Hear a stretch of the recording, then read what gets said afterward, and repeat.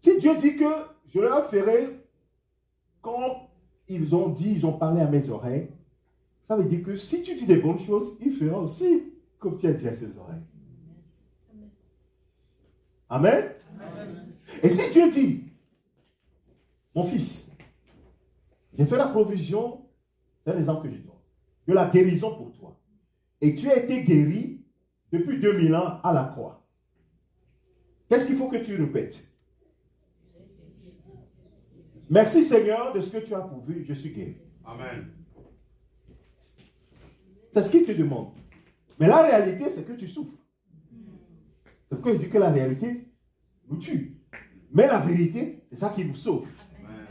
C'est pareil pour le salut. Le salut, est-ce que quelqu'un est descendu comme ça, tes péchés étaient quelque part? La Bible te dit qu'il a effacé l'acte dans les ordonnances te condamnaient, qui subsistaient contre toi. Est-ce que tu es allé voir un acte quelque part où on a dit que tes péchés là sont effacés?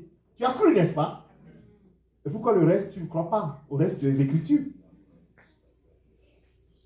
Et lorsque Dieu dit que tu es la tête et non la queue, maintenant toi tu dis que de toute façon dans ce travail-là, je sais que je ne serai jamais prospère. Mais pourquoi tu parles comme ça? Pourquoi nous voulons dire des choses qui ne sont pas bonnes sur nos vies? Dis-moi. Pourquoi nous disons des choses mauvaises sur notre foyer, sur notre maison, sur la vie de nos enfants? Et nous voulons que Dieu fasse le contraire. Comment c'est possible? Bien-aimé, à partir de ce matin, tu vas commencer par déclarer autre chose sur ta propre vie. Parce que tu sais que la mort et la vie sont au pouvoir de la langue. Et il fera ce qui vont monter dans ses oreilles. Et je te dis que la vie, c'est ce que lui a dit, c'est la vérité. Prononce la vérité. Répète la vérité. C'est pourquoi, quand ce qui concerne le salut, il y a cette parole que, je comprenais un peu, mais ça devient encore plus réel dans ma tête. Que dit-elle donc? La parole est près de toi, dans ta bouche et dans ton cœur. Or, c'est la parole de la foi que nous prêchons. La parole est dans ta bouche et dans ton cœur.